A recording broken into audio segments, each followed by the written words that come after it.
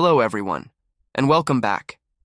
Our film today opens with a disturbing introduction to cannibals, individuals who consume human flesh. The narrator shares a macabre detail. These cannibals are part of a secret tribe that held the belief that eating a person transferred their knowledge and strength. We are then introduced to Charlie, a peculiar man in a desolate landscape. He is in the process of hunting a woman, not for sport, but as a food source. For Charlie, the act of killing and consuming people is a routine part of his existence. The frightened woman seeks refuge in a house, but Charlie easily tracks her down and kills her with an axe. Later, he grinds her flesh into meatballs, a grotesque version of a classic American food often served with hot dogs. Charlie then establishes a small roadside stand in the desert to sell his gruesome creations. Before long, a couple stops near his stand. The woman, a vegan, argues with her boyfriend, trying to dissuade him from eating the meatballs. Her boyfriend, however, is unconcerned and orders a serving from Charlie. While serving the food, Charlie tells a few jokes, revealing his aspiration to become a stand-up comedian. The boyfriend laughs, completely unaware of the fate that awaits him. As the couple prepares to drive off, Charlie suddenly assaults the man with an axe, killing him instantly. His horrified girlfriend attempts to flee. At that moment, a car driven by a woman named Eleanor pulls up. The girl runs to her, pleading for assistance, but Eleanor coldly denies her. The reason? She is fully aware of what is happening. Moments later, Charlie arrives and kills the girl. He then processes both bodies into more meatballs, as this is his livelihood. Eleanor returns, and a shocking truth is revealed. She and Charlie are close friends. This is why she offered no help to the girl. She knew Charlie was hunting. She casually asks about his comedy ambitions. Charlie replies, "They're still alive. I could never give up comedy." The scene shifts to a new character, Crystal, a young singer on her way to a festival performance. While driving, she spots Eleanor faking a car breakdown. Crystal offers her a ride, and Eleanor, playing the part of a sweet, grateful stranger, accepts and begins asking questions. However, Eleanor deceives Crystal, leading her directly to Charlie's house. As soon as they arrive, she strikes Crystal over the head with a bone. Crystal collapses in her van. When Eleanor moves to strike again, Crystal fights back, kicking her away. Just as an escape seems possible, Charlie appears. He seizes her and ties her to a chair. Instead of killing her, he starts telling her jokes. Confused and terrified, Crystal asks what he wants. "Nothing," Charlie replies. "I just want you to stay here with me." Crystal threatens him, saying she will kill him and escape, but Charlie simply walks away to have dinner. The only reason Crystal is still alive is that he has a plentiful supply of meat from his earlier kills. The next day, we meet Sheriff Weaver, who has been notified that a young woman named Crystal is missing in the desert. Back at Charlie's, as he is about to eat breakfast, Sheriff Weaver knocks. Charlie answers, and the sheriff asks if he lives alone. When Charlie confirms, the sheriff asks if he knows Crystal, which Charlie denies. To break the tension, Charlie tells a few jokes, and surprisingly, the sheriff laughs. After some casual conversation, the sheriff leaves. Later, while watching TV, Charlie sees an advertisement for a comedy club hosting an open mic night. He is thrilled. This is his chance to realize his dream. He puts on his favorite song, and we learn a startling fact. The song is by Crystal. She is his favorite singer, which is the true reason he has spared her life. As Charlie is dismembering old bodies, Eleanor returns and demands meatballs made from Crystal, but Charlie tells her it's not time yet. He then approaches Crystal, but she panics, accusing him of having sinister intentions. Charlie calmly tapes her mouth shut. Later that evening, he watches the news report on Crystal's disappearance and bursts into laughter. The following day, two treasure hunters are searching the desert. They locate the spot where a treasure was supposedly buried, only to find the chest missing. Charlie's house is situated directly across from this spot, making him their primary suspect. Meanwhile, Charlie opens the mysterious chest.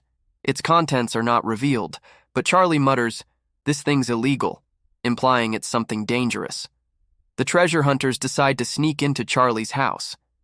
Inside, they are shocked to find Crystal tied to a bed. Before they can react, Charlie appears. Crystal screams for them to flee. One of the men attempts to fight, but Charlie brutally attacks him. The other man runs, but Charlie chases him down and kills him as well. While searching the dead man's pocket, Charlie finds a flyer for the comedy club, reigniting his dream. However, he still feels unprepared. He stands before a mirror, trying to build his confidence, but self-doubt begins to set in. He approaches Crystal and asks for her help. Shocked, she listens as he opens up about his dream and his need for guidance.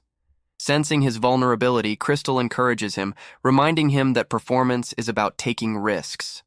Inspired, Charlie musters his courage and heads to the club.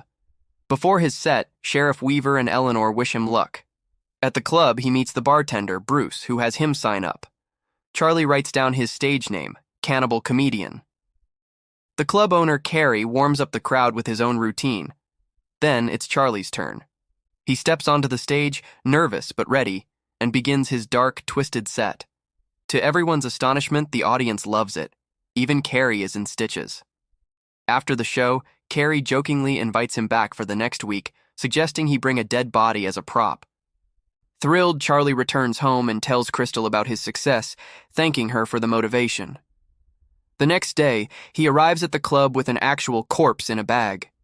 Inspired by the photos of comedy legends on the wall, he feels even more determined. Carrie, thinking the body is a prop, laughs it off. Charlie's performance is another hit.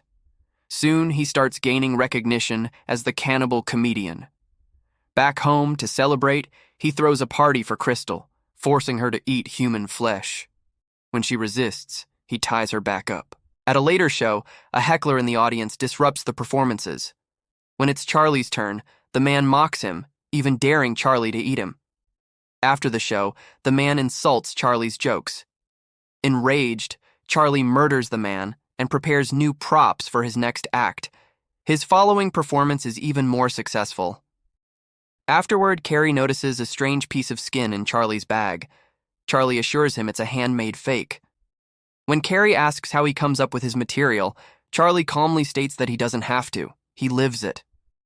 Carrie laughs, but he is both impressed and unsettled. Carrie's jealousy also begins to grow. Later, Eleanor visits Charlie, asking why he's no longer selling meatballs. He tells her he's a comedian now. However, his career starts to falter. The slots at the club are filled by other comedians. He shares his frustration with Bruce, who tells him to be patient. The next day, he shows up at the club, but all the performance slots are taken. Defeated, he returns home, where Weaver is waiting for meatballs. Charlie vents about his career struggles. Later, he shares the same frustrations with Crystal, who manages to hide one of his weapons during their talk. That night, he again forces her to eat human meat. Back at the club, Charlie confronts Carrie, who bluntly tells him his cannibal act is old news and the audience is bored. Enraged, Charlie storms off. At home, he lashes out at Crystal, blaming her for his failures. She tries to reason with him, reminding him of the power of his jokes. While Charlie is spiraling, Carrie prepares for a major show by stealing Charlie's material. Weaver is in the audience, recognizes the stolen jokes, and immediately informs Charlie. The news pushes Charlie over the edge. Later that night, he follows Carrie home with an axe. He brutally attacks him, severs his legs, and drags him back to his house. There, Carrie sees the horrifying truth: piles of dead bodies. He realizes Charlie's jokes were all real. Terrified, Carrie offers him his club and all his possessions, but Charlie is beyond negotiation. Amid the chaos, Crystal frees herself, attacks Charlie, and escapes. Before leaving, she records a confession on one of Charlie's cassettes. She heads to the club and, in a stunning twist, takes the stage to perform her own cannibal-themed routine. Eleanor, still obsessed with human flesh, is thrilled. Meanwhile, Weaver arrives at Charlie's house. A mutilated Carrie begs for help, but Weaver does nothing. Moments later, Charlie murders Carrie. And with that, the dark, twisted, and disturbing movie concludes. But just before the credits, a teaser hints that a sequel is on the way. If you enjoyed this bizarre and twisted journey, make sure to like, share, and subscribe for more dark movie explanation.